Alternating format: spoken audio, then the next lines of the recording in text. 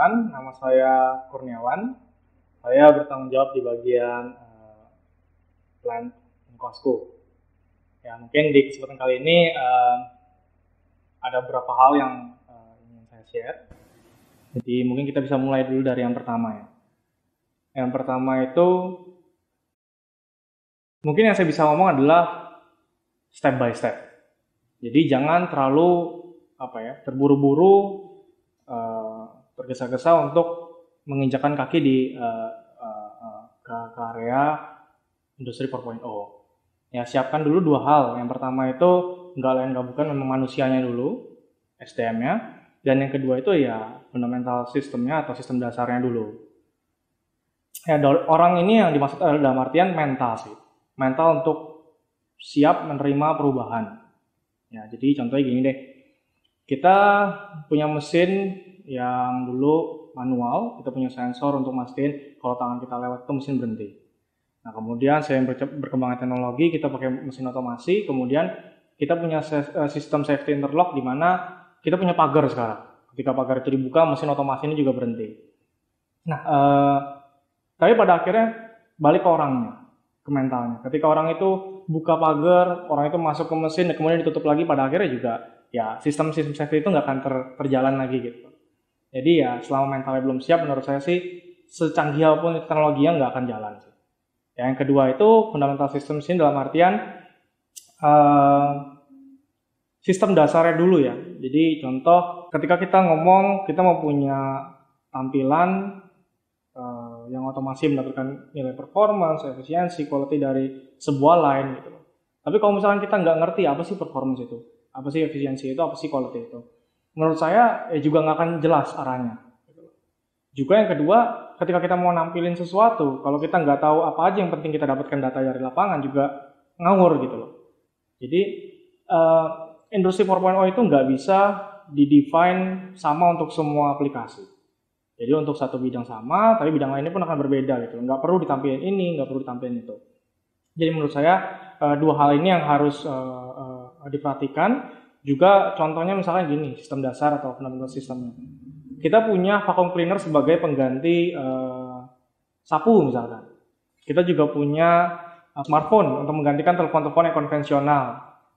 Ya, tapi kalau misalnya kita pada dasarnya nggak tahu cara gunain sapu, cara gunain pel, cara gunain telepon juga, ya pada akhirnya semua teknologi canggih nggak akan berguna gitu.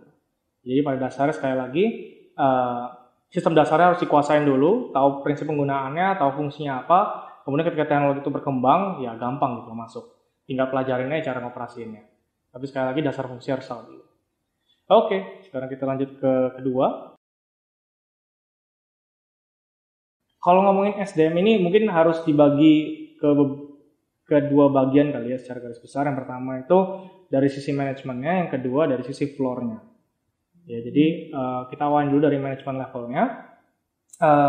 Mungkin dua hal yang saya rasa penting untuk dimiliki dari sisi manajemen adalah pertama flexible thinking-nya, yang kedua juga jiwa bersaing atau competitiveness-nya gitu loh. Harus di orangnya ulet segala macam tuh yang bisa bertahan di era-era yang sangat nggak stabil. Kemudian kalau dari sisi floor-nya mungkin nggak tahu termasuk skill atau enggak ya, tapi tadi balik lagi ke yang pertanyaan pertama, lebih ke arah mental sih. Jadi floor itu nggak bukan karena mereka juga yang operasi di lapangan, mereka yang ngebantu kita untuk dapetin data ini segala macamnya, ya mentalnya harus benar dulu, sehingga apa yang kita terapkan di lapangan itu pasti bisa dijalankan dengan benar juga gitu. Kita percuma punya teknologi canggih seperti apa kalau yang penggunanya nggak ngerti cara gunainnya. Ya, ataupun nggak siap cara untuk menggunakannya. Mungkin itu dua penjelasannya. Yang berikutnya, jujur kita mulai sadarin pentingnya industri 4.0 ini kurang lebih ya tahun lalu ya. Saya lupa persisnya awal ke tengah tahun lalu itu kita mulai cukup intens ngebahas masalah industri 4.0 waktu itu dengan Pak Albert Sudarto sebagai penggerak pertama. Dan juga bukan hanya di Infasco yang diterapkan, tapi juga untuk Paku Group secara keseluruhan. Ya, langkah yang pertama kita lakuin sih nggak bukan sekali lagi ya ngomongin masalah SDM. Ya, kembali lagi orangnya itu tadi ya harus siap dulu menerima perubahan. Kedua, ya orang itu harus paham mau kemana gitu arahnya. Jadi ketika masuk industri 4.0 kita nggak bisa bilang, oh ya saya mau mesin ini dapat data ini, saya mau mesin ini dapat data ini, saya mau tiba-tiba nanti, oh saya mau office kita bisa digerakin gini, terus kita mau apa lagi, fasilitas umum apapun itu kita mau kita operasikan dengan otomasi atau apa, nggak bisa serabutan gitu loh. Tapi lebih ke arah harus punya konsep besarnya dulu, dan itu memang dituntut oleh beliau bahwa ketika kita desain ini ya kita harus punya gambaran besar. Sebenarnya industri 4.0 yang tepat dan cocok buat Incoasco atau Pak Hukum secara keseluruhan itu seperti apa? Ya, dari situ mulai di-define tuh. Kalau kita tujuannya mau dapetin ini semua, nah dari masing-masing bagian itu baru turunin lagi. Gimana cara dapetinnya, segala macamnya. Dan dari situ kita baru tahu kebutuhan kita tuh apa sebenarnya di lapangan. Ya, apa yang harus kita siapin.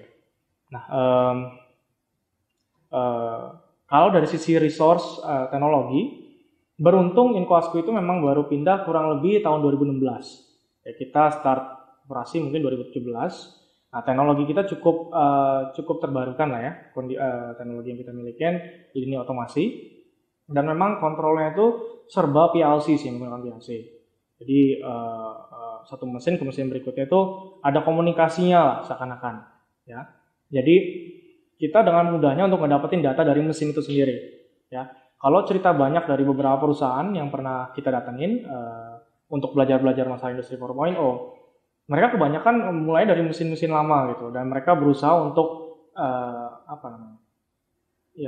rekondisi atau apa untuk berubah wajah atau mukanya ke yang lebih canggih industri 4.0. Nah itu mereka effortnya jauh lebih besar gitu. Ya beruntung sekali lagi Incoasco yang punya teknologi lebih baru. Jadi kita nggak terlalu banyak lah untuk ngomongin investasinya. Ya karena kita sekali lagi yang kita utamakan adalah data-data di lapangan itu harus bisa kita ambil dulu. Sebelum kita ngarah ke ini itu yang sifatnya ya membantu sih, tapi belum prioritas lah. Kita skalakan prioritas dulu untuk teknologi itu, ya data-data di ini yang harus kita dapatin. Cycle time, output, kemudian apa lagi, efisiensi per jamnya lah, performance, quality. Jadi kurang lebih seperti itu persiapan Incoasco dalam masukin industri 4.0.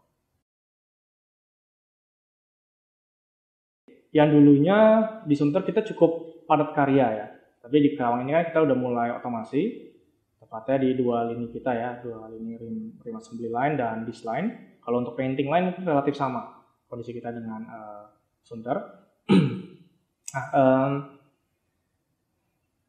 Orang mungkin akan langsung ngomong apa ya, oh ya secara jumlah orang akan berkurang segala macam. Ya mungkin satu sisi itu benar, tapi jangan diabaikan bahwa faktanya kita tetap butuh engineering maintenance yang lebih handal gitu. Ya mungkin dari sisi produksi kita berkurang, tapi dari sisi bagian lain, dari sisi perawatan, dari sisi trial itu kita bertambah justru. Ya. Jadi mungkin secara kuantitas kita ada pengurangan, tapi secara kualitas kita terus bertambah. Jadi mungkin itu juga perubahan yang Incoasco alamin lah selama perpindahan dari Sunter ke Kerawang. Kalau dari teknis, hambatannya mungkin ini teknologi baru lah. Ini teknologi baru, kita harus belajar ulang lah semuanya.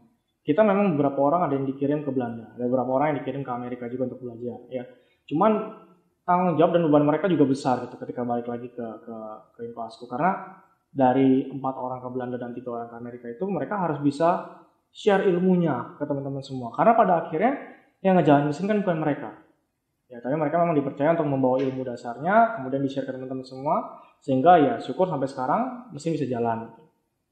Jadi tantangan teknis itu perjalanannya panjang banget, dan gimana cara transfer ilmu, gimana cara trial, gimana cara produksinya, itu ya mungkin nggak bisa di-share satu persatu lah di kesempatan kali ini. Cuman yang saya bisa sampaikan bahwa karena perubahan teknologi yang cukup drastis dari yang sebelumnya sekali lagi manual menjadi otomasi, banyak banget ilmu baru yang kita pelajarin.